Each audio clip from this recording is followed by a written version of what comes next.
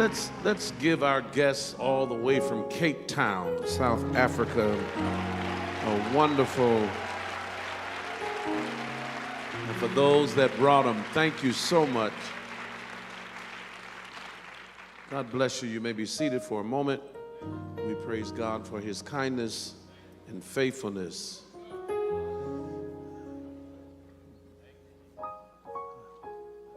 Been to Cape Town on a few occasions, and even went to Table Mountain. Yeah. God is good.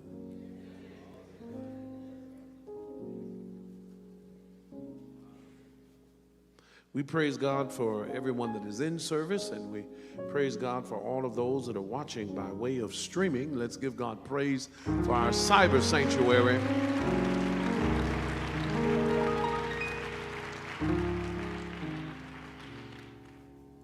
Praise God, we're in the middle of it, and I want to encourage everyone that can and will to continue to give. We have some folk that are giving today. Janice Mullins is giving her $1,000. Amen. And we have guests and visitors. I want to employ all of those that are watching to give. We have received, is it ready to come up on the screen? All right. Since last week, we received $13,000 more, and our total is up to $428,000. Oh, look at somebody and say, it's going up too.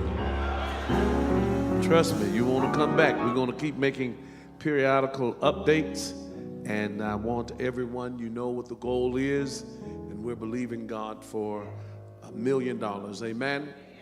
And we praise God for what you have done. I want to also say that Perfecting Fellowship International, the Midwest region of which we are a part, we will host our Midwest Regional October conference, our Midwest Regional October conference, the 12th and 13th. That's this week in Harvey, Illinois. And so I want all of those in the Chicagoland area to join us on the 12th and 13th. That's Thursday and Friday. Our guest on the 12th will be Pastor Kimberly Ray.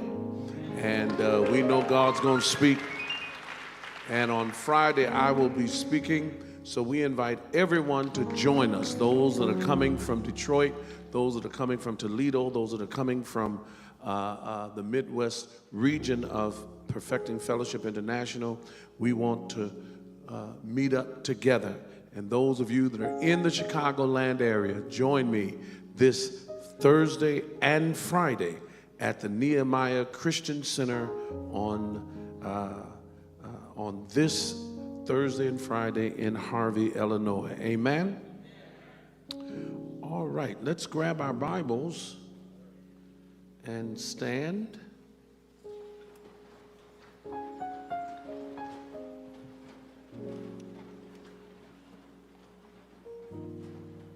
Let's go to Luke. Luke, the 21st chapter.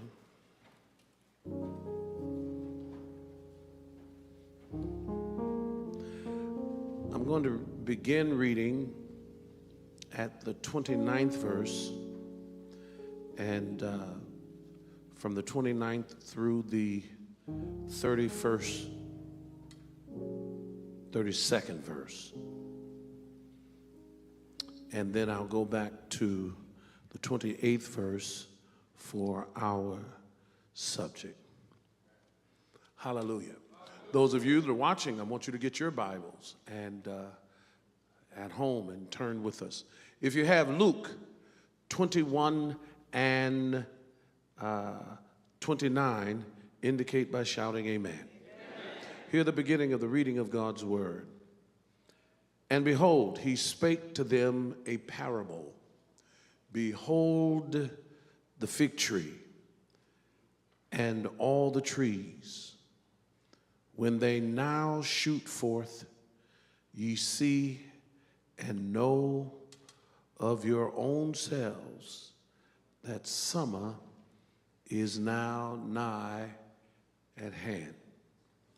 So likewise, ye, when ye see these things come to pass, know ye that the kingdom of God is nigh at hand. Verily I say unto you, this generation shall not pass away till all be fulfilled. And now to the 28th verse.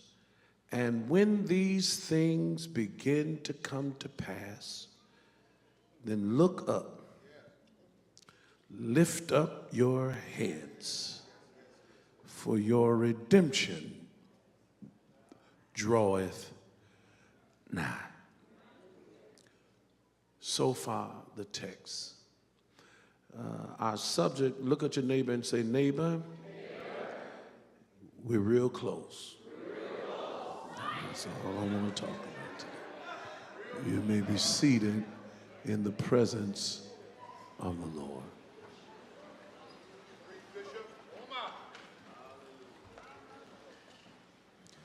God said in the book of Isaiah to cry loud and to spare not, and to lift up thy voice like a trumpet in Zion, and show my people their transgressions, and the house of Jacob their sins. I think the church, in some way, has grown a little tired because things didn't happen when we expected them to happen. Hallelujah. I remember as a teenager, they would talk about the coming of the Lord. And it was so imminent in my mind that it could happen any day. And really, never thought I'd get married. Never thought.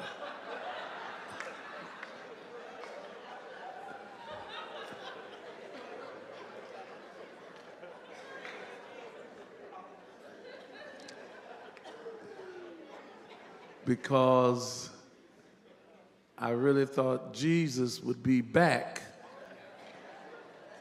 before that would take place.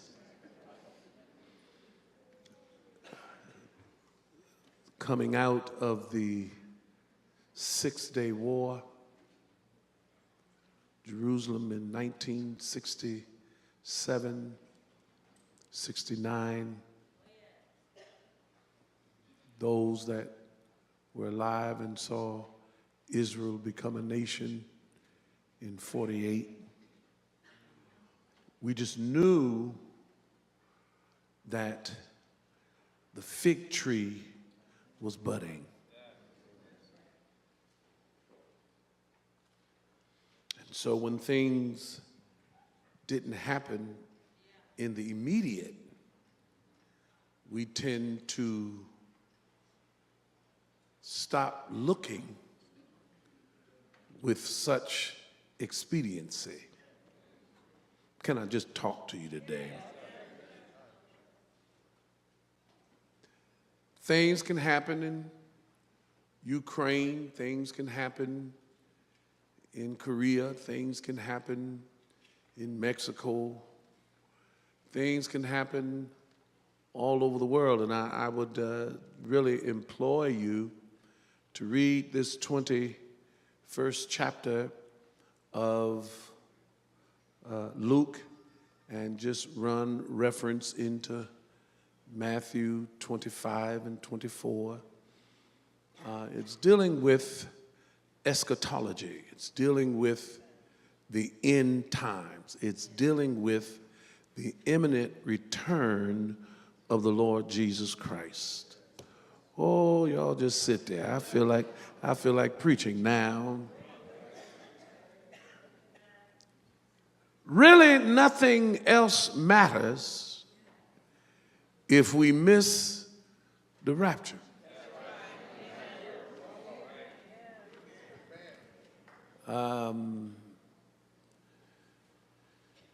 If we miss the catching away of the church, we are now in the church age. But that's going to end soon. Lord, help me here. If we look at that 24th verse, it says, and they shall fall by the edge of the sword and shall be led away captives into all nations, and Jerusalem shall be trodden down of the Gentiles, watch this line, until the times of the Gentiles be fulfilled. Well, y'all gonna sit there anyway, so I might as well take my time here. There was a time when the only folk that heard from God were the descendants of Abraham. Now, God certainly spoke to other people as he felt it, but as a nation, as a nationality, he chose Israel to be his people. Now, I know we have a lot of people that get all bent out of shape when someone preaches that. But don't get bent out of shape. It's what God says. He said to the nation of Israel through Moses, I didn't choose you because you were the greatest of all people, because you were the fewest. But I called you and made you precious to me. If we really think about it, the nation of Israel is the only nation that I know that was started by God. There was no hostile takeover. They were in bondage in Egypt.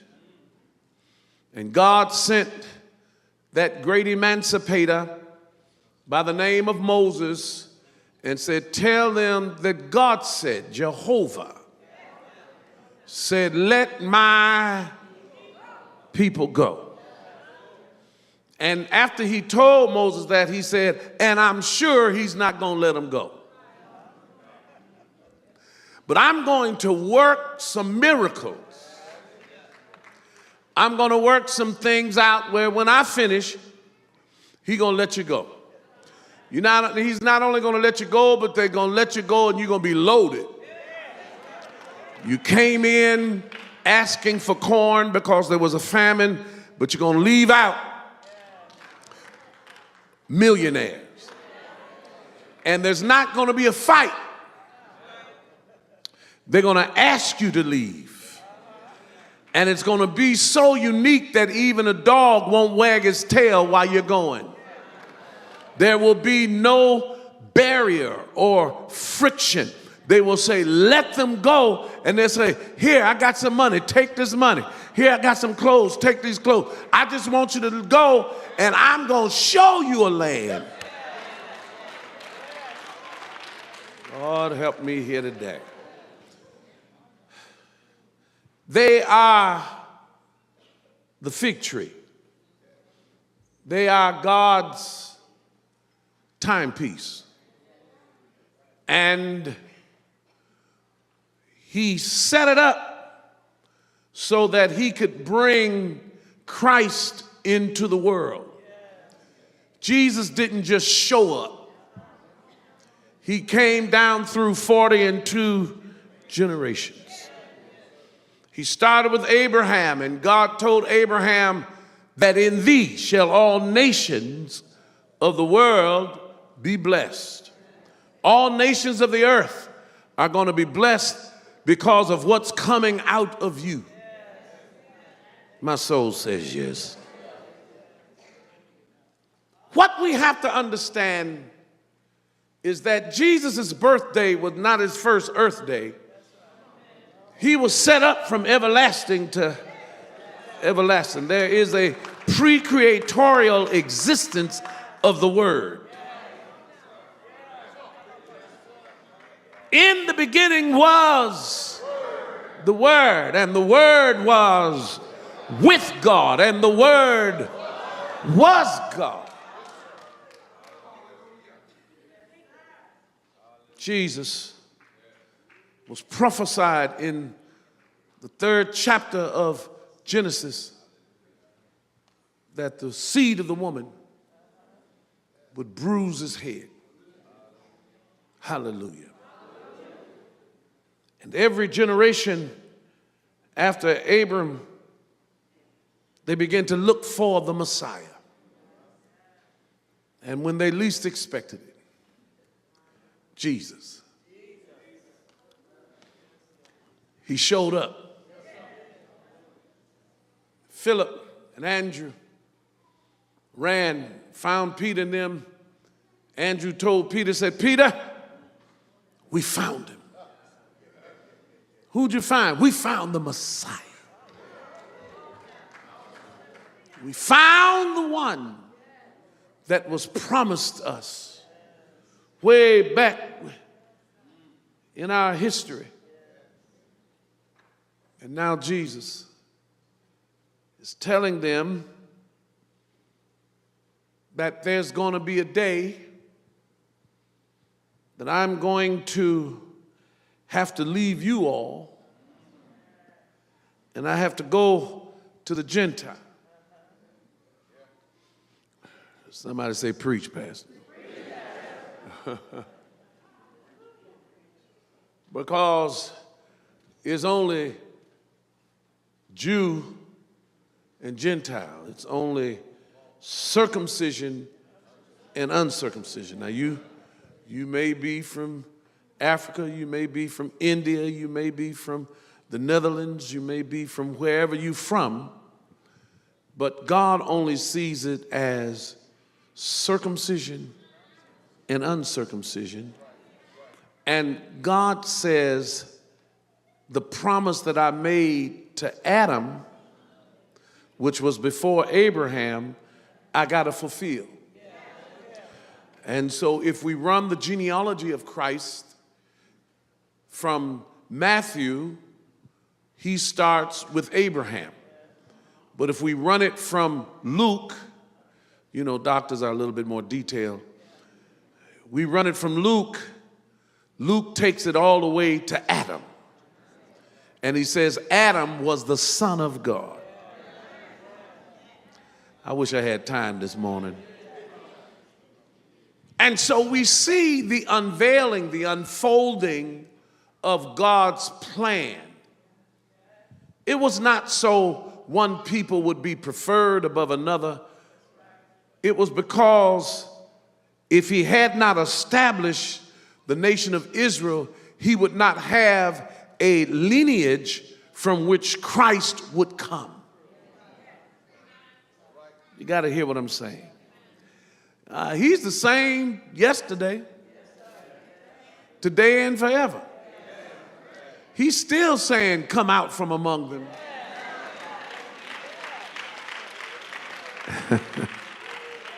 He's still saying, be ye separate.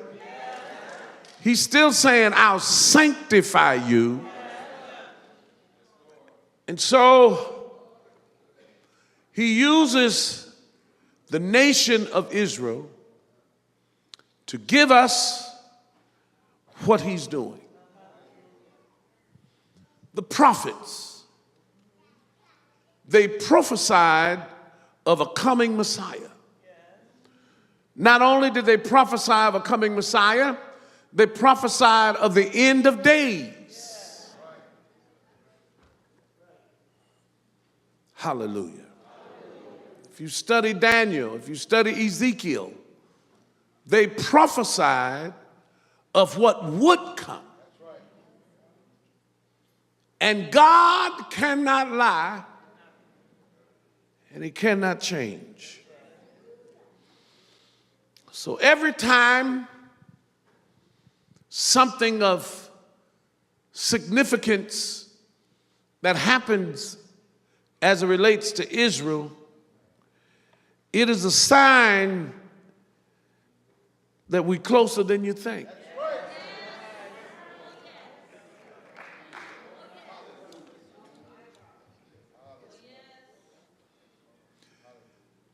Today's church is too lackadaisical. We're more concerned about what happens in this life than we are about the one to come.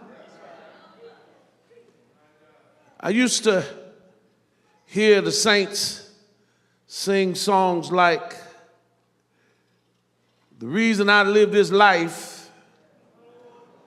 I don't want to be lost. I don't want to be lost when Jesus comes."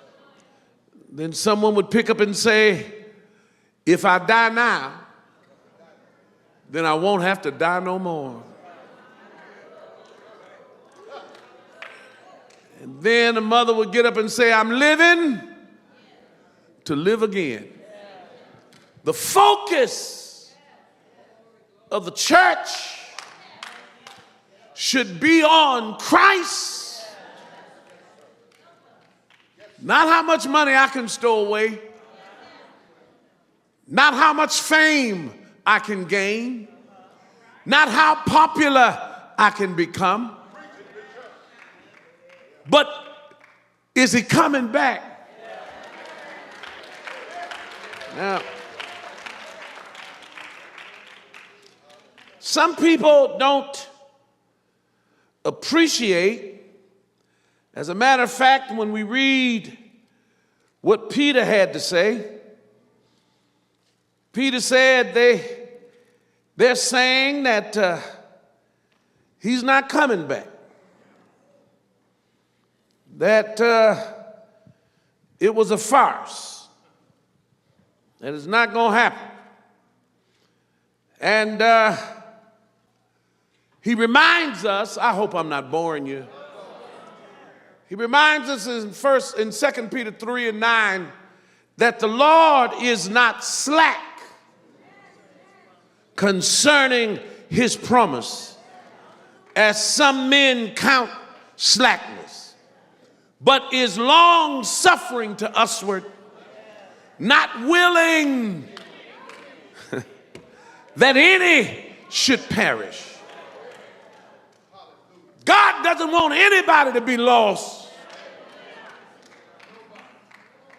So he'll prolong the time to get folks saved.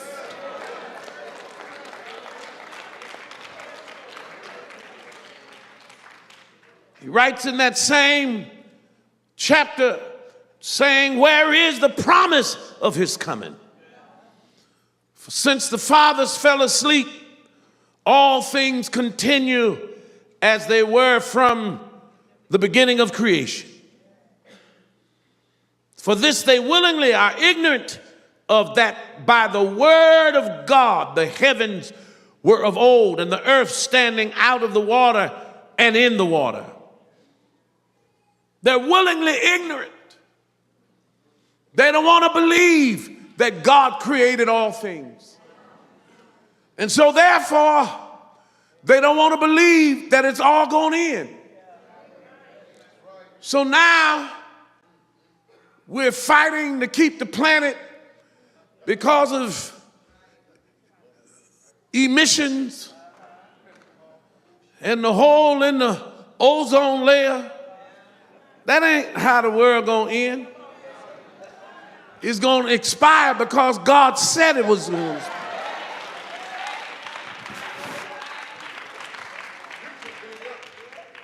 A 1,000 years with God as one day, and one day as 1,000 years. So don't you get nervous. They said he was coming back when my grandmama was alive. And said he was coming back. We knew he was coming back in the year 2000 because of Y2K.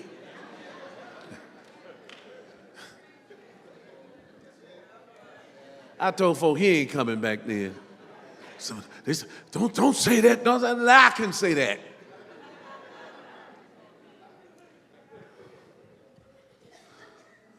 He's not going to default because we don't have a computer system. I want your focus to be on what he said.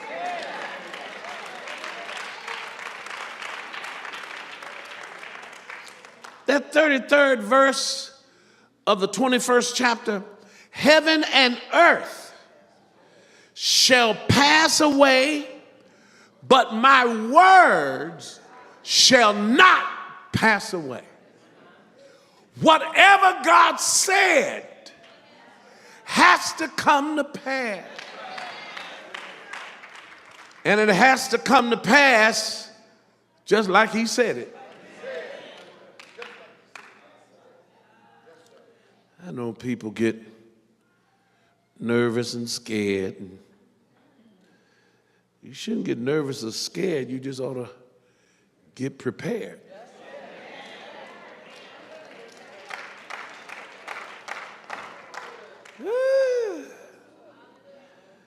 I want to be ready when he comes.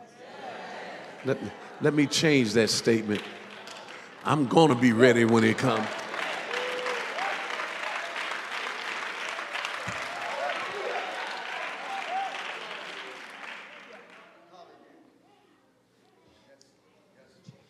We look at what is happening in Israel even over this weekend.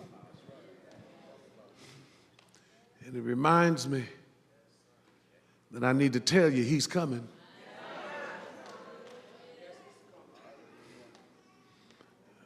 The world is so nervous. We have more people on the earth, on the planet, than we have food.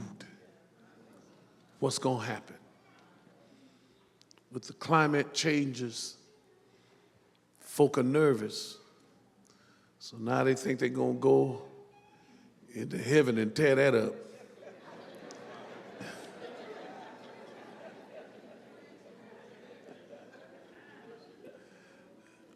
God gave man dominion on the earth and over the sea and over the fowls of the air. I hope I'm not boring you. I really don't. I'm just about finished.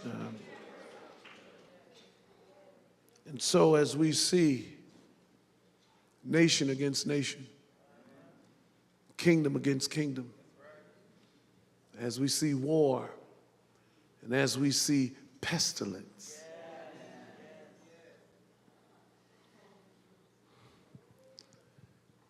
we should not become alarmed and unglued and run around like we're not aware. The believer should be the calmest, coolest, collected individual on earth.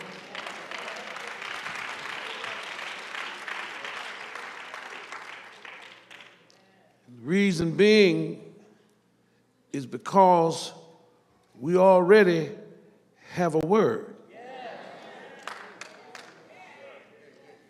That word in Revelations 22:7, Jesus says, "Behold, I come quickly."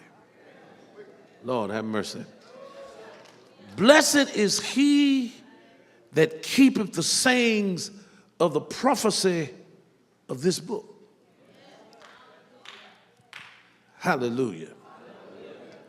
And then he says in the 17th verse, and the Spirit, the Holy Spirit, and the bride say, come. And let him that heareth say, come. And let him that is athirst come. And whosoever will, let him take the water of life freely. I want you to understand that Jesus is coming. I said, Jesus is coming. And when he finishes saying, come, the church retorts, even so come, Lord Jesus. Let me just deal with that for a moment and then I'll conclude. You see, the believer is not scared or fearful of what's going to happen, because we're looking forward to seeing him.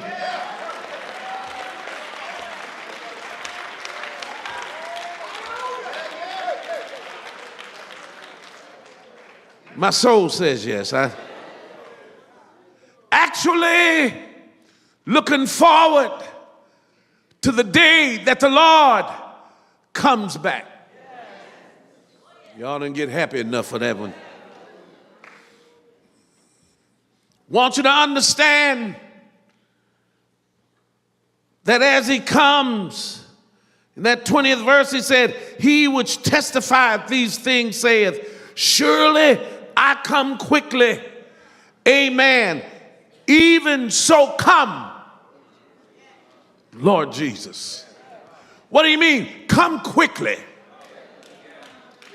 Come on here. We've been preaching that you were coming. They laughed at us. They talked about us. They scoffed us and mocked us. But you come on here. Even so come. I thought I had some folk that wanted to see him. The Apostle Paul writes, he said, the time of my departure is at hand. But I'm not worried about it. Doesn't matter what Nero has for me. I hear they got a chopping block. That's all right. Well, Paul, how can you be so cool about it? He said, because I fought a good fight.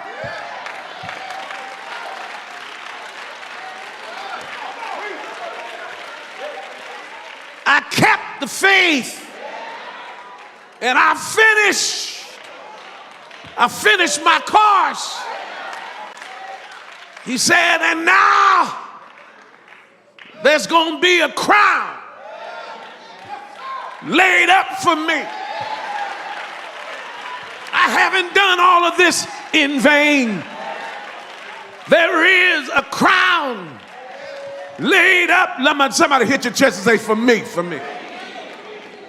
Not my mama's crown, not my daddy's crown, not my brother's crown. There's a crown laid up for me.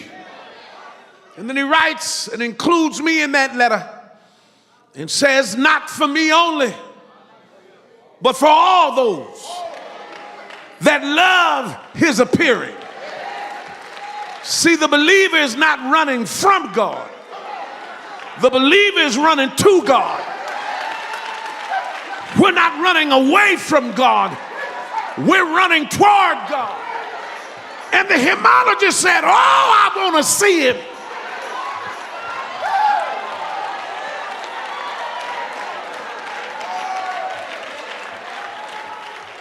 I want to look upon his face, there to sing forever of his saving grace. On the streets of glory, let me lift my voice. Cares are past. I'm home at last.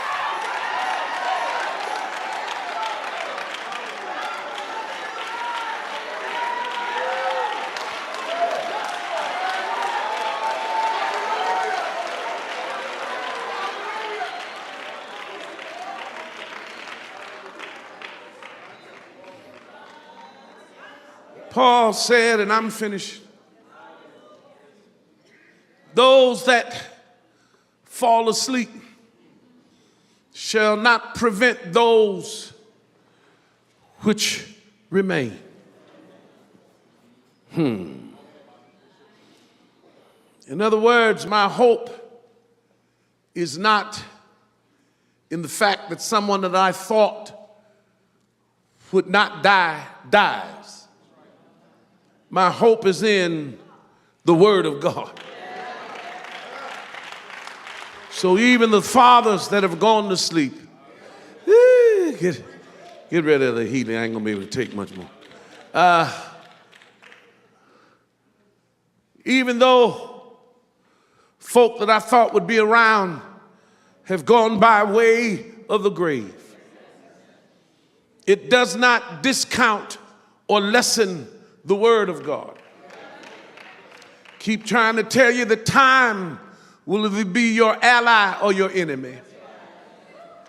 Time does not influence the kingdom of God. God works outside of the influence of time. And so whenever he comes back, he might come back this afternoon. I don't hear nobody talking to me. See, because we don't believe that. But the Lord himself, not another. It's not going to be some cataclysmic happening where we don't know what's going on. The Lord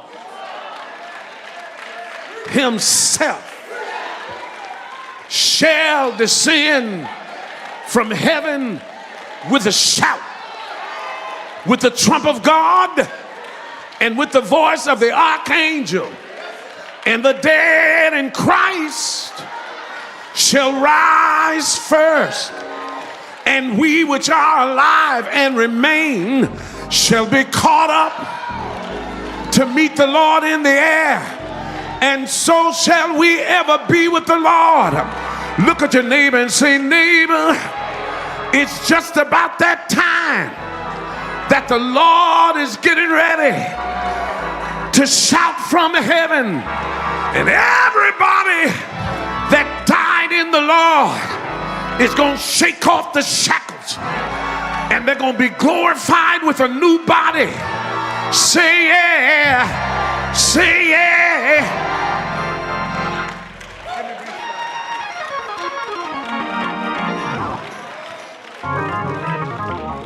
Oh, Lord. Look at your neighbor and say, neighbor, when you see these things happening, don't get afraid. Don't get despondent. Don't get upset. But look up. Lift up your head. Lift up your head.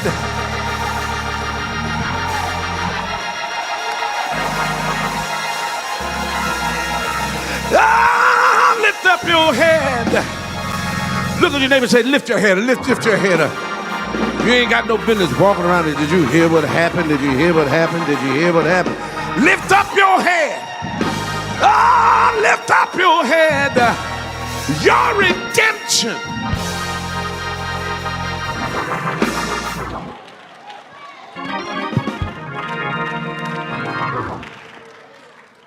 Hallelujah. Everyone standing.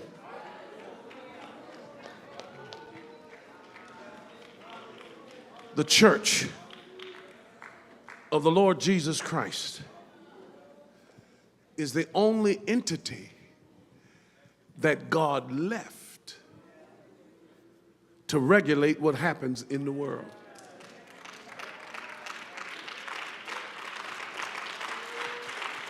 Men have come up with bright ideas that it looked as if everyone should have agreed with it.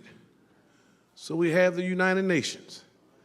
It was started after the League of Nations, and it was supposed to prevent wars from ever breaking out.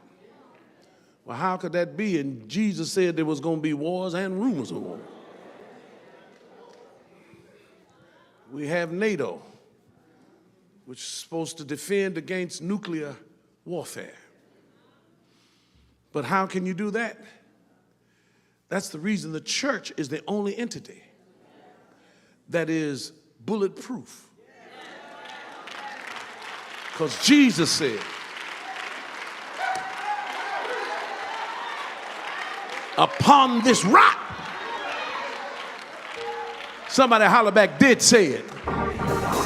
Upon this rock, I build my church, and the gates of hell shall not prevail against it.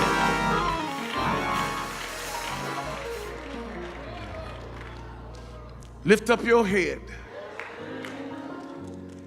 Your redemption draws nigh. Go to A flat. I learned this song years ago. It said, years and time have come and gone since I first heard it told that Jesus would come again someday.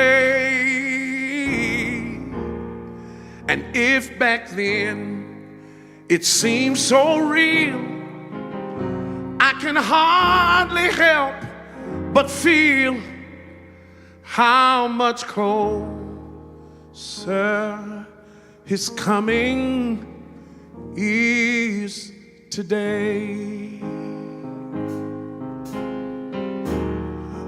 Oh, signs of the time are everywhere.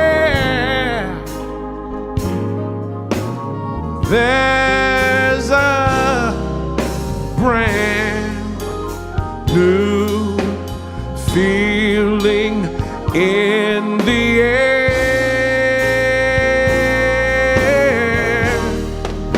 So keep your eyes upon the eastern sky.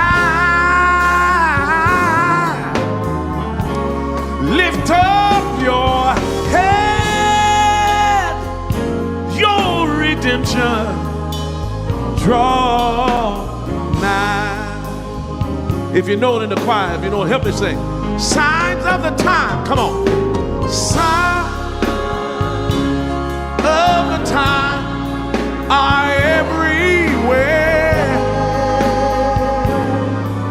There's a brand new feeling in the air.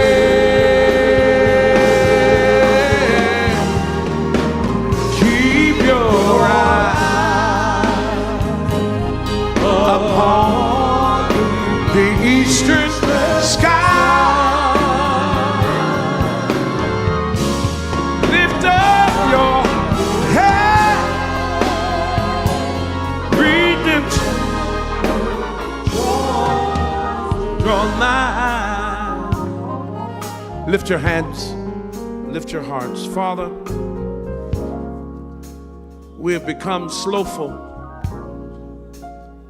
almost to the point where we don't preach your redemption. We're so caught up in what we make and the zip code in which we live and what kind of car we drive. You didn't die for that. You said you know that we have need of these things. So seek ye first the kingdom of God and his righteousness, and all these things shall be added.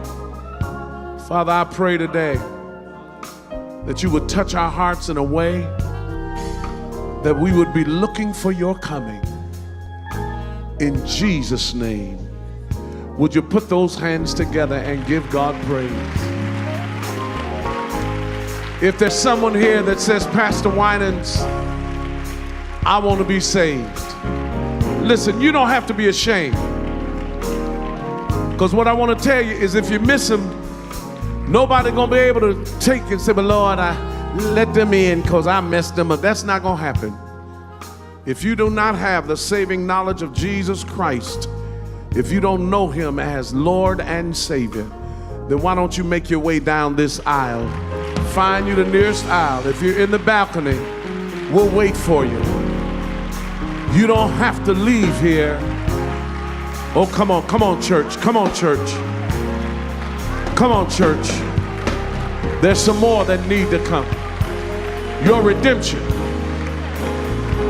We closer. Come on, out of the balcony, we'll wait. Signs of the time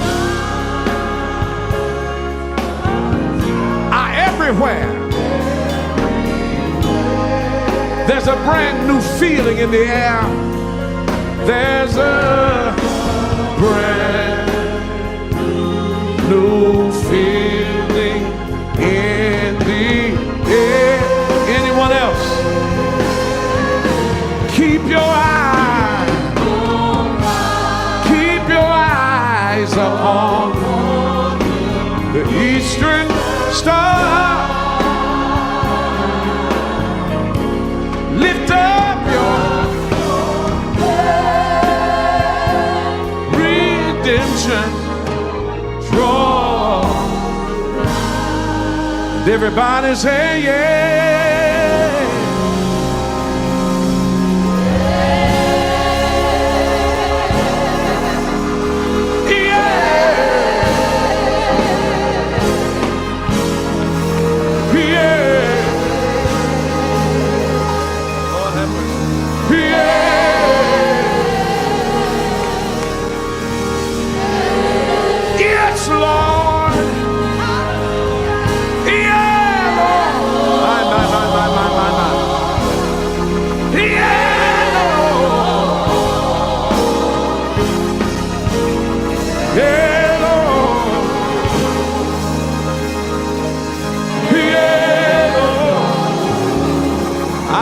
The church to give God a praise.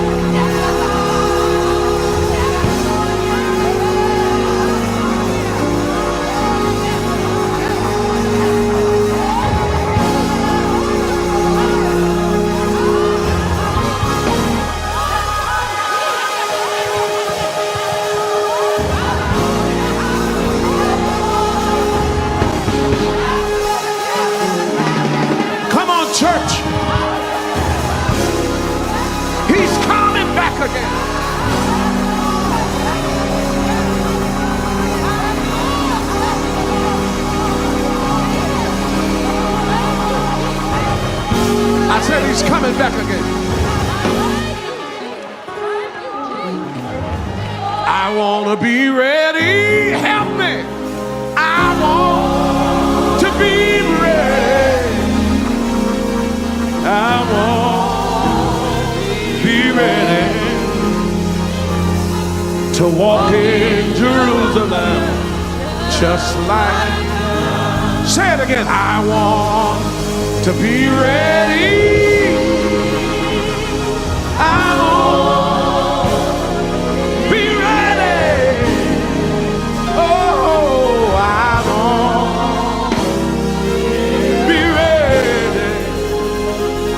I'm gonna walk in Jerusalem just like.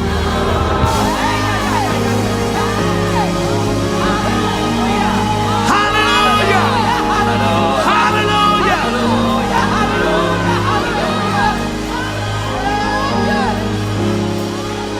After a while it'll all be over. Help me! After a while the sun will shine. After a while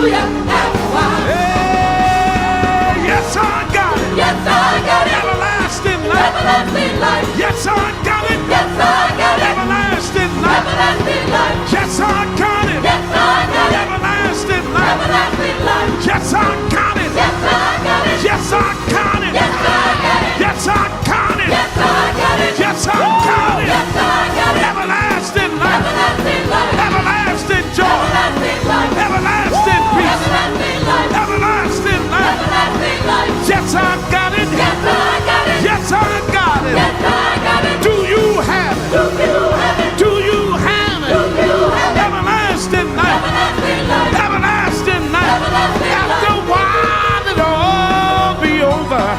Help me. After a while. The sun will shine. After a while, the clouds Will pass over. And we'll shout hallelujah. After a while. Yeah. Yeah. Oh, yeah. Hallelujah. Hey, glory to God. Thank you, Jesus. Thank you, Jesus.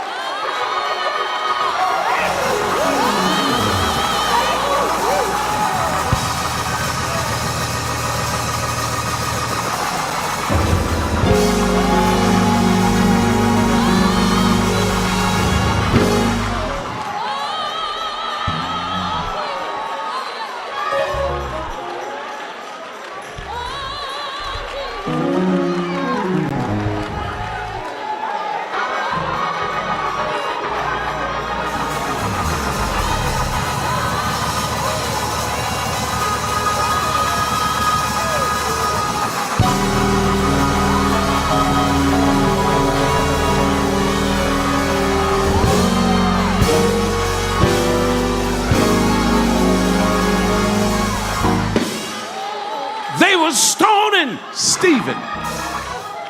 And while they were stoning him, the Bible says he looked up while they were beating him, while he was in pain. He looked up and told the ones that were hurting him, I see Jesus standing on the right. I see Jesus. Look at your neighbor and say, neighbor, all you gotta do is look up.